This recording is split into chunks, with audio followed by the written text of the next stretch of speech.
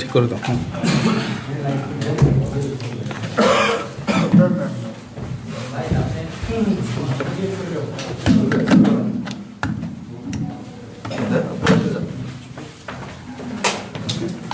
শুরু করবো?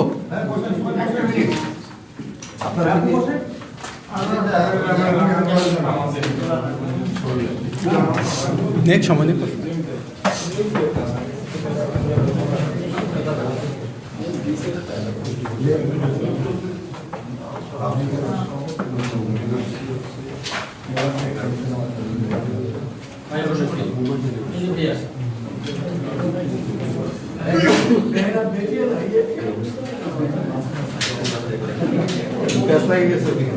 শুরু করবো? আপু আপনাকে দিয়ে দেন, মাথাটা দিয়ে দেন, মাথাটা দিয়ে দেন, আপনি ঠিক করতে।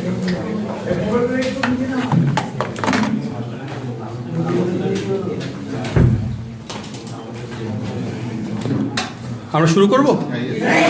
ঠিক।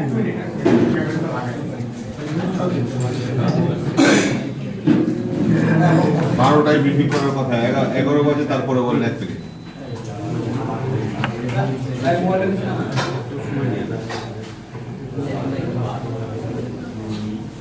শুরু করবে প্লিজ? আচ্ছা, জি। বিসমিল্লাহির রহমানির রহিম। আসসালামু আলাইকুম।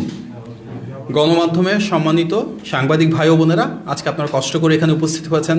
আমরা নির্বাচনের খুব কাছাকাছি সময় পৌঁছে গেছে। আপনাদের সবাইকে আন্তরিকভাবে ধন্যবাদ। আসন্ন জাতীয় সংসদ নির্বাচনকে সামনে রেখে বিএনপি চেয়ারম্যান জনাব তারেক রহমান গতকাল দলীয় ইশতেহার ঘোষণা করেছেন।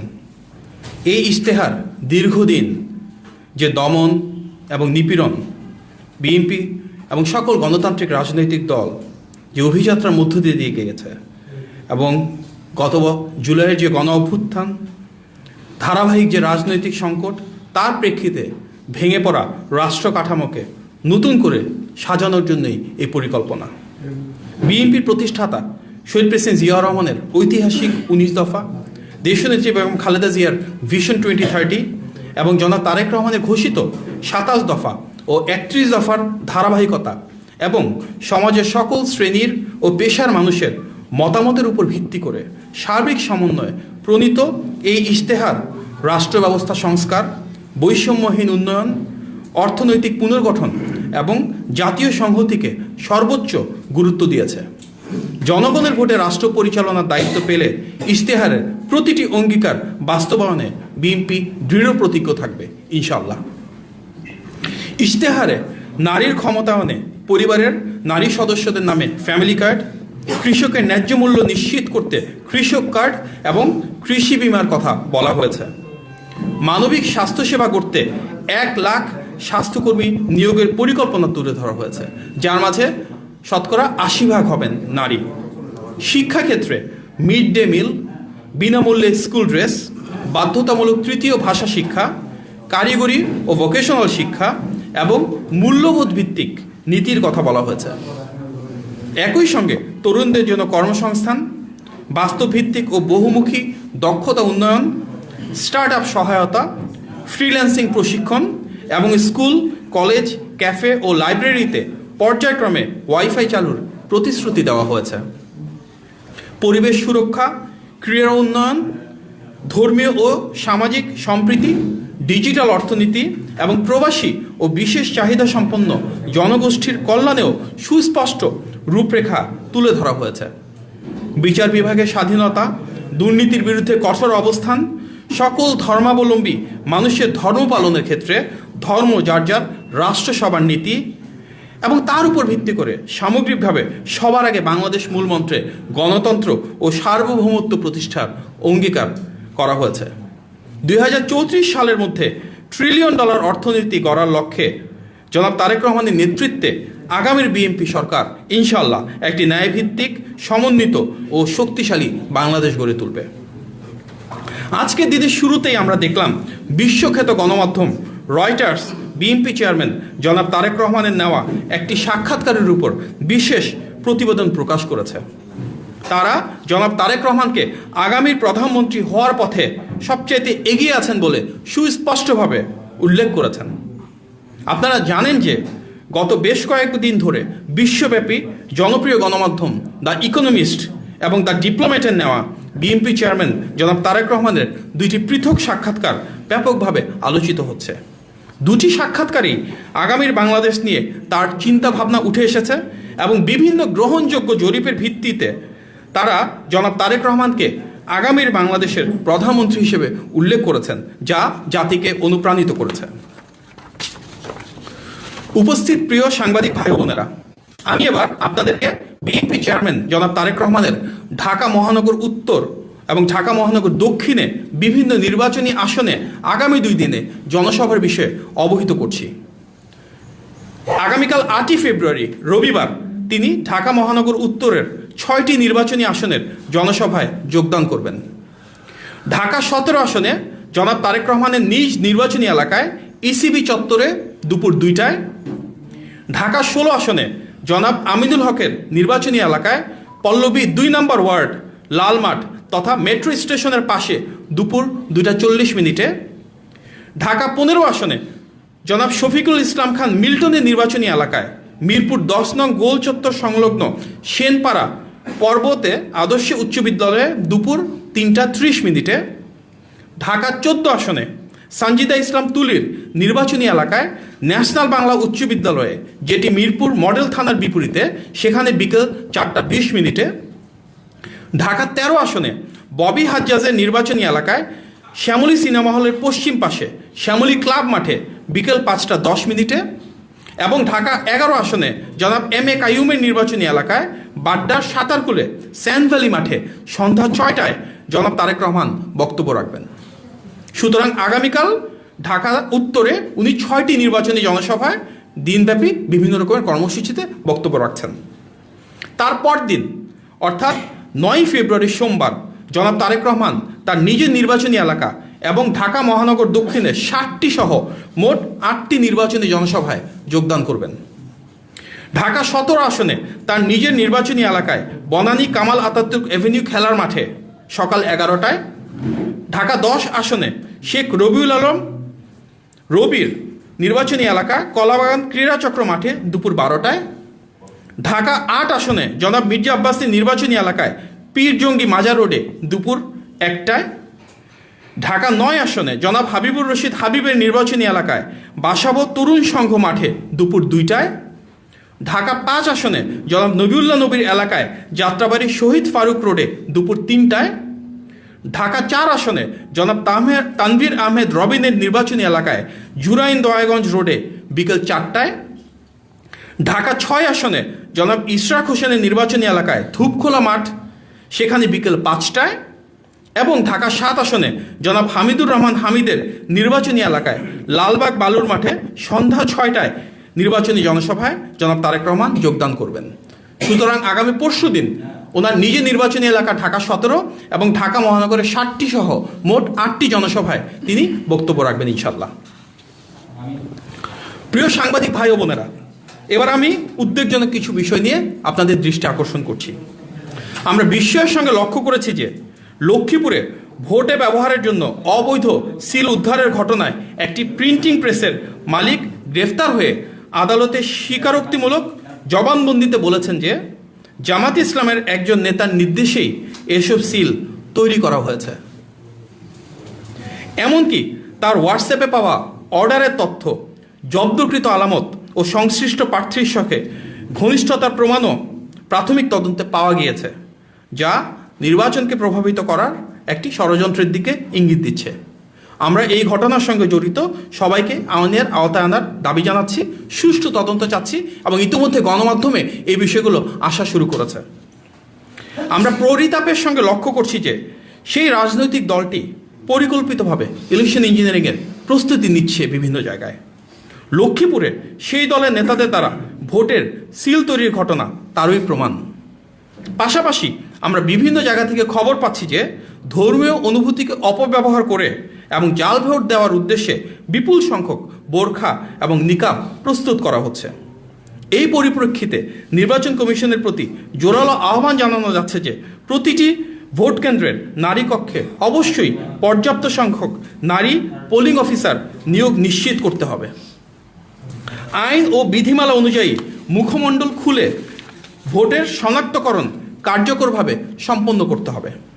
এ বিষয়ে নির্বাচন কমিশন ইতিমধ্যেই স্পষ্ট নির্দেশনা দিয়েছে যে ন্যাশনাল আইডি কার্ড বা হজের ছবি তোলার সময় যেভাবে মুখ খোলা রাখা হয় ঠিক একইভাবে ভোট গ্রহণের সময় নারী পোলিং কর্তৃপক্ষের সামনে মুখ খুলে পরিচয় নিশ্চিত করতে হবে। পাশাপাশি ভোটের স্বচ্ছতা ও বিশ্বাসযোগ্যতা রক্ষার সব রাজনৈতিক দলের পক্ষ থেকে নারী কক্ষে যথাসম্ভব নারী পোলিং এজেন্ট নিয়োগ নিশ্চিত করা অপরিহার্য এবং দায়িত্বশীল সকল রাজনৈতিক দলকে আমরা এ বিষয়ে সচেতন থাকার জন্য আহ্বান জানাচ্ছি। প্রিয় সাংবাদিক ভাই ও বোনেরা, এর আগেও আমরা দেখেছি উক্ত রাজনৈতিক দলটি বাড়ি বাড়ি গিয়ে এনআইডি ও বিকাশ নম্বর সংগ্রহ করেছেন। এসব ঘটনার কারণে জাল ভোটের আশঙ্কা উড়িয়ে দেওয়ার কোনো সুযোগ নেই। এমনকি অতিরিক্ত ব্যালট ছাপানোর প্রস্তুতির তথ্য আমরা পেয়েছি। এ বিষয়েও আমরা সবার সদয় কামনা করছি যেন সচেতন থাকেন। আমরা দেখলাম রাজধানীর পুরাতন ঢাকার সূত্রাপুরে সেই দলেরই একজন নেতার বাড়িতে অভিযান চালিয়ে ক্রিকেট খেলার 152টি স্ট্যাম্প উদ্ধার করেছেন আইনশৃঙ্খলা বাহিনীর সদস্যরা। তাহলে কি তারা নির্বাচনের সময় দেশব্যাপী সহিংসতার কোনো প্রস্তুতি নিচ্ছে? এমনই যদি হয় তবে এই বিষয়েও নজরদারি বাড়ানোর প্রয়োজন আছে বলে আমরা মনে করছি। আরেকটি গুরুতর বিষয়ে আপনাদের দৃষ্টি আকর্ষণ করছি, যেটি ইতিমধ্যে আপনারা নিশ্চয়ই জানেন, যে আসন্ন নির্বাচনে পর্যবেক্ষক নিয়োগে নানাবিধ অসঙ্গতি রয়েছে। উদাহরণস্বরূপ people's association for social advancement অর্থাৎ পাশা নামের একটি নাম সর্বস্ব প্রতিষ্ঠান নির্বাচনে সর্বাধিক পর্যবেক্ষক নিয়োগের অনুমোদন পেয়েছে। মোট 55,454 জন দেশি পর্যবেক্ষকের মধ্যে কেবলমাত্র পাশারই রয়েছে 10,559 জন। যদিও বাস্তবে হবিগঞ্জের একটি গ্রামের বাসার একটি কক্ষই এই সংস্কার তথাকথিত কার্যালয় এবং লোকবল বলতে মূলত একজনই, যা ইতিমধ্যে গণমাধ্যমে প্রকাশ পেয়েছে। ইতিপূর্বে আমরা নির্বাচন কমিশনে অবহিত করেছি যে পর্যবেক্ষকের নামে বেশ কিছু প্রতিষ্ঠানের একটি বিশেষ রাজনৈতিক দলের সাথে সংশ্লিষ্টতার বিভিন্ন অভিযোগ আসছে। আমরা মনে করি এইসব বিষয়ে একটি সুষ্ঠু নির্বাচন অনুষ্ঠানের পথে অন্তরায়। অতএব একটি অবাধ, সুষ্ঠু ও নিরপেক্ষ নির্বাচন আয়োজনের জন্য যে লেভেল প্লেইং ফিল্ড প্রয়োজন সেটি নিশ্চিত করতে প্রয়োজনীয় ব্যবস্থা গ্রহণের জন্য আমরা নির্বাচন কমিশন ও অন্তর্বর্তী সরকারের প্রতি আবারও আহ্বান জানাচ্ছি। আজকের এই সংবাদ সম্মেলনে উপস্থিত হয়ে আমাদের বক্তব্য ধৈর্য ধরে শোনার জন্য আপনাদের সবাইকে আন্তরিক ধন্যবাদ। আসসালামু আলাইকুম। একটা প্রশ্ন ছিল, সেটা হচ্ছে আপনি বললেন অতিরিক্ত ব্যালট ছাপানোর বিষয়টা নজরে আসছে। কেউ যদি গোপনে অতিরিক্ত ব্যালট পকেটে 12-10টা আমি যদি নিয়ে গিয়ে যদি একটা সাথে আবার দিয়ে দিই, সেক্ষেত্রে আপনাদের করণীয় কি? আমার পকেট চেকিং এর কি ব্যবস্থা? এই বিষয়ে তো আমরা ইসিকে বলছি যেন নির্বাচন কমিশন বিধিমালা অনুযায়ী আরও শক্তিশালী অবস্থান গ্রহণ করেন এবং ভোটটা যখন রাখা হবে বক্সে সেটা যেন একটা স্বচ্ছ প্রক্রিয়ার ভিতরে হয়। যারা পোলিং এজেন্ট রয়েছেন ওনারা যেন সবাই দেখতে পারেন কিভাবে সেটা রাখা হচ্ছে এবং তারপর সেই পোলিং সেখানে ব্যালট রাখার পরে বক্সটা যখন পরিবহন করা হবে কোথা থেকে কোথায় যাচ্ছে এভরি পয়েন্টে যেন ট্রান্সপারেন্সি থাকে, আরও স্বচ্ছতা থাকে, সেটা আমাদেরকে নিশ্চিত করতে হবে। অতিরিক্ত ছাপানোটা কি নির্বাচন কমিশন ছাপাচ্ছে? আপনাদের কমপ্লেইন কি, নাকি অন্যরা? না, নির্বাচন কমিশন ছাপাচ্ছে না, অন্যান্যরা ছাপাচ্ছে বলে তো আমরা সোশ্যাল মিডিয়াতে দেখছি, মূলধারা গণমাধ্যমে আসছে। কারা ছাপাচ্ছে? কারা ছাপাচ্ছে এটা তো আমরা সবাই জানি। নির্দিষ্ট রাজনৈতিক দল যারা করছেন। আমাদের মূল উদ্দেশ্য কি? নির্বাচনটা যেন লেভেল প্লেইং ফিল্ড থাকে, নির্বাচনটা যেন অবাধ, সুষ্ঠু এবং গ্রহণযোগ্য হয়। সুতরাং প্রতিটি দায়িত্বশীল রাজনৈতিক দলকে আমরা আহ্বান জানাবো যেন সবাই যার যার জায়গা থেকে কাজ করেন। আচ্ছা, আজকে তো 7 তারিখ, নির্বাচনের বাকি আর মাত্র কয়েকদিন। এই 7 তারিখে এসে আপনারা বলছেন লেভেল প্লেইং ফিল্ড তৈরির জন্য আহ্বান জানাচ্ছেন নির্বাচন কমিশনকে। তাহলে কি লেভেল প্লেইং ফিল্ডটা এই মুহূর্তে নেই? আমাদের সবসময় তো প্রত্যাশা শতভাগ লেভেল প্লেইং ফিল্ড। দেখুন, আমরা পোস্টাল ব্যালটের ক্ষেত্রে দেখেছি যে সেখানে আমাদের ধানের শীষের যে প্রতীক সেটা কিন্তু সহজে দৃশ্যমান ছিল না। আমাদের প্রতিদ্বন্দ্বী রাজনৈতিক দলগুলো সেটা আরও বেশি দৃশ্যমান ছিল। সুতরাং শতভাগ লেভেল প্লেইং ফিল্ড বলতে আমরা যেটা বুঝি সেখানে প্রত্যেকে সমানভাবে ইকুয়ালিটি পাবে, ফেয়ারনেস পাবে, সেটা ইনশিওর করার জন্য আমাদের আগামী 5 দিনে সবাইকে উদ্যোগ নিয়ে সমন্বিতভাবে কাজ করতে হবে। অন্যরা তো বলছে যে লেভেল প্লেইং ফিল্ড তারা পাচ্ছে না, মানে বিএনপি বেশি ফেভার পাচ্ছে নির্বাচন কমিশনে। আমরা কি দৃশ্যমান যে প্রমাণ তা দেখতে পাচ্ছি? মনে হচ্ছে না। দৃশ্যমান প্রায় প্রতিটা বিষয়েই কিন্তু আমরা এনআইডি বা বিকাশের ক্ষেত্রে যে অভিযোগগুলো দেখছি, আমরা বিভিন্ন জায়গায় পোস্টাল ব্যালটের ক্ষেত্রে যেটা দেখেছি, ধানের শীষের বিভিন্ন জায়গায় যে সমস্যাগুলো দেখছি, সবই তো আমাদের বিরুদ্ধে যাচ্ছে। আমাদের ওই পর্যবেক্ষকদেরকে বাতিল করার আপনারা দাবি জানাচ্ছেন কিনা, যে ওই যে পাশান ওইটা একটু ডিটেইলে যদি বলতেন।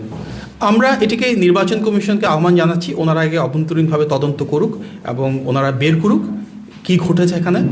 পূর্ণাঙ্গ তথ্য উপাত্ত পেলে স্বাভাবিকভাবে আমরা সামনের দিনগুলোতে সে করে নিয়ে আরও আলোচনা করব। ইতিমধ্যে তো আপনারা দেখছেন সোশ্যাল মিডিয়াতে এসে মূলধারা গণমাধ্যমে এসেছে, আপনার সাংবাদিকরা যারা রয়েছেন অনেকেই খুব গুরুত্বপূর্ণ ভূমিকা পালন করেছেন এই বিষয়গুলো সামনে আনার জন্য। সুতরাং আমরা নির্বাচন কমিশনকে আহ্বান জানাবো, ওনারাও যেন ওনাদের দিক থেকে যতটুকু করণীয় সে কার্যকর পদক্ষেপটুকু গ্রহণ করে। কিন্তু আপনারা তো বাতিলেরও দাবি করছেন না, এটা স্পষ্ট করে তো বাতিলেরও দাবি করছেন না। আমরা পূর্ণাঙ্গ তথ্যটা পেয়ে নেই, আমরা তো এখন পর্যন্ত জানি নাম্বারগুলো এবং সেটা কোথায় আছে, নাম সর্বস্ব প্রতিষ্ঠান। আমরা স্বাভাবিকভাবে এটা নিয়ে নির্বাচন কমিশনকে অবহিত করছি এবং তারপরে দেখি ওনারা কী ধরনের সিদ্ধান্ত নেন। এবারে নির্বাচনে তো আওয়ামী লীগ নেই, কিন্তু তাদেরকে যারা ভোট দিতেন কিছুটা অংশ তো আছে পার্সেন্টেজ, তারা তো এবার নির্বাচনে ভোট দিতে যাবে, হয়তো বা কেউ নাও যেতে পারে, কিন্তু সবাইকে ভোটদানে অংশগ্রহণ করুক সেটা তো আপনারাও চাচ্ছেন, অন্যান্য রাজনৈতিক দলও চাচ্ছে। একটা জরিপে দেখা গেছে যে বিএনপিকে এই ভোটাররা যারা আওয়ামী লীগকে ভোট দিবে তাদের 48% উপরে বিএনপিকে ভোট দিবে, আর আপনার 29% হচ্ছে জামায়াতকে দিবে, আর বাকিরা 6 নানান ইয়েতে আছে। আপনারা কি এই জরিপটা সঠিক মনে করছেন, বা আপনাদের নিজস্ব কোনো জরিপ আছে কিনা যে তারা আসলে এবারে ভোটটা কোন দিকে বেশি দিবে?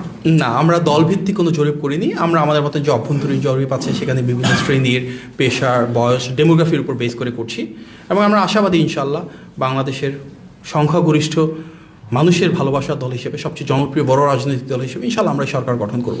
এখানে নির্দিষ্ট রাজনৈতিক মতাদর্শে কাউকে নিয়ে আমরা পৃথক কোনো জরিপ করছি না। কিন্তু এই ইয়ারটা যে দিয়েছে জরিপটা, এটা কি আপনারা এটা ডিটেলস আসলে আমি ব্রেকডাউনটা দেখিনি, আমি শুনেছি, বাট ডিটেলে গিয়ে কীভাবে তারা রিসার্চ মেথোডোলজি কী, কুই কোশ্চেন এসছে, সার্ভেতে কতজন আছেন, এখানে ডিটেল ইনফরমেশনটা প্রয়োজন আছে। ধন্যবাদ। গতকালকে জামায়াতের আমির ডক্টর শফিকুর রহমান সামাজিক যোগাযোগ মাধ্যমে জনাব তারেক রহমানকে ট্যাগ করে মেনশন করে একটা পোস্ট করেছেন, আপনি মিনিস্ট্রি খেয়াল করেছেন অথবা এই জায়গায় ডিবেটের জন্য, যে পলিসি ডিবেট টাইপ ডিবেটের জন্য উনি অংশগ্রহণ করার জন্য, এক্ষেত্রে দলের পক্ষ থেকে বা জনাব চেয়ারম্যান মহোদয় যিনি আছেন ওনার পক্ষ থেকে কোনো ধরনের আলাপ আলোচনা হয়েছে কিনা? গতকাল গভীর রাতে আমিও এই ফেসবুক পোস্টটা দেখেছি। জনাব তারেক রহমানের সাথে আমার ব্যক্তিগতভাবে কোনো কথা হয়নি এই বিষয়ে, তবে আমার কাছে মনে হচ্ছে ফেসবুকে একটা পোস্ট করা এবং জনাব তারেক রহমানের অ্যাকাউন্টকে ট্যাগ করা বেশ চটকদার একটা বিষয়। আগামীকালকে এবং আমি পরশুদিন যে শিডিউল আছে বিএনপির এবং আমাদের চেয়ারম্যান মহোদয়, আপনারা নিশ্চয়ই দেখছেন এটা যথেষ্ট প্যাকড। কতটুকু সময় আমাদের পক্ষে সেখানে বের করা সম্ভব সেটি নিয়ে কাজ করতে হবে। তবে নির্বাচনী দীর্ঘ পথযাত্রায় একদম প্রচারণার ঠিক 2-3 দিন আগে ফেসবুকে পোস্ট করা, ট্যাগ করা, হয়তো এটিও সোশ্যাল মিডিয়াতে ভাইরাল হওয়ার একটা কৌশল হতেও পারে। তবে আমরা বলি কি, এই যে পলিসি ডিবেটের কথা বলা হচ্ছে, বিএনপি তো হুট করে পলিসিটা দেয়নি। আপনারা 2013 সালে জুলাই মাসে জনাব তারেক রহমানের একটা বক্তব্য যদি দেখেন, ফেসবুকে আছে, ইউটিউব আছে, একটা ইফতারের প্রোগ্রামে উনি যে বক্তব্য দিয়েছিলেন তার অনেকটারই কিন্তু প্রতিফলন আমরা ইলেকশন ম্যানিফেস্টোতে দেখেছি বিএনপির। অর্থাৎ 2013 সালে উনি যে বক্তব্য দিয়েছিলেন সেটি কিন্তু তারও আগে প্রায় কয়েক দশকের রাজনৈতিক অভিজ্ঞতার উপর ভিত্তি করে প্রতিষ্ঠিত ছিল। আমরা দেখলাম জনাব তারেক রহমান গত প্রায় 1 যুগের বেশি সময় ধরে অনেকগুলো সুবিস্তৃত সুনির্দিষ্ট পলিসির কথা বলেছেন। হয়তো ফ্যাসিবাদের সময় যখন আইন আদালতের মাধ্যমে ওনার বাকস্বাধীনতা হরণ করে ওনার বিভিন্ন বক্তব্য প্রচারে বাধা দেওয়া হয়েছিল, আপনারা সেগুলো হয়তো সেভাবে প্রচার করতে পারেননি, কিন্তু বিএনপি নির্বাচনী ইশতেহারে কিন্তু ওনার সেই বক্তব্য বিবৃতির আলোকে, ওনার দেওয়া পলিসির আলোকেই নির্ধারিত হয়েছে। এবং গত 1.5 বছর ধরে ফ্যাসিবাদের পতনের পর আপনি দেখবেন ওনার অনেকগুলো বক্তব্যে প্রত্যেকটা সেক্টর, প্রত্যেকটা শ্রেণীর, প্রত্যেকটা পেশার মানুষের জন্য উনি তুলে ধরেছেন কী করতে চাচ্ছেন, এবং আমাদের নির্বাচনী ইশতেহারে তারই প্রতিফলন ঘটেছে। ওনার অনেক ফেসবুক পোস্ট আছে, এক্স অ্যাকাউন্টে পোস্ট রয়েছে, আপনারা দেখবেন সেখানে যেগুলো উনি বলেছেন তারই প্রতিফলন এই নির্বাচনী ইশতেহারে এসেছে।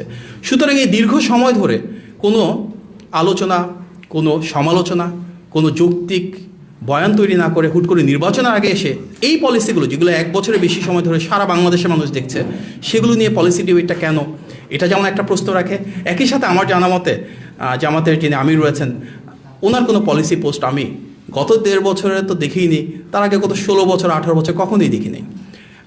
জনাব তারেক রহমানের নেতৃত্বে বিএনপি থেকে আমরা যে ম্যানিফেস্টো করেছি, ডিফারেন্ট প্রফেশনাল টিমসরা কাজ করেছে, ওনার ভিশনটাকে সামনে রেখেই জামাতের আমিরের ক্ষেত্রে কি এটাই প্রযোজ্য নাকি ওনার টিম মেম্বাররা করেছেন, উনি যে শুধু ওয়াকিবহল হচ্ছেন সেটা আমরা জানি না ডিটেল।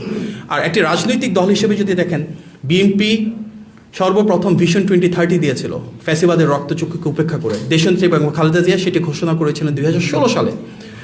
2022 সালে আমাদের নেতা জনাব তারেক রহমান 27 দফা প্রণয়ন করেছিলেন এবং 2023 সালে যুগপথ আন্দোলনের শরিক সব রাজনৈতিক দলকে এক করে 31 দফা প্রণয়ন করেছিলেন। গত 1.5 বছরে আমরা কিন্তু সেই 31 দফা নিয়ে বাংলাদেশের প্রতিটি বিভাগ, জেলা, উপজেলা, ইউনিয়ন, ওয়ার্ড পর্যায়ে সাংগঠনিকভাবে কথা বলেছি। বাংলাদেশের প্রতিটি শ্রেণী এবং পেশার মানুষের সাথে সম্পৃক্ততা গড়ে তুলেছি। তার উপর ভিত্তি করে কিন্তু সংযোজন, বিয়োজন এবং পরিবর্তনের উপর আমরা এই ম্যানিফেস্টোটা প্রণয়ন করেছি। সুতরাং আমাদের যে ম্যানিফেস্টো, এখানে গণমানুষের আবেগ আকাঙ্ক্ষার প্রতিফলন রয়েছে। আমাদের নেতা জনাব তারেক রহমানের সুনির্দিষ্ট বহু দশকের যে পরিকল্পনা, যে রূপকল্প রয়েছে, সেটা প্রতিফলন রয়েছে। যে আমাদের ক্ষেত্রে সেটি প্রযোজ্য যে ওনারা এই ফ্যাসিবাদের দীর্ঘ সময়ে একটিবারের জন্য কোনো পলিসি নিয়ে আলাপ করেছেন, কোনো সংস্কারের বিষয়ে কথা বলেছেন বলে আমাদের জানা নাই। সুতরাং দুটো কনটেক্সটটা ভেরি ডিফারেন্ট। বিএনপি গণমানুষের দল হিসেবে এবং সবসময় জানতো যে রাষ্ট্র পরিচালনার সুযোগ আসবে ফ্যাসিবাদের পতনের পর একটা অবাধ, সুষ্ঠু, গ্রহণযোগ্য নির্বাচনের জন্য। সেই প্রস্তুতি নিয়ে আমরা দীর্ঘদিন ধরে কাজ করেছি।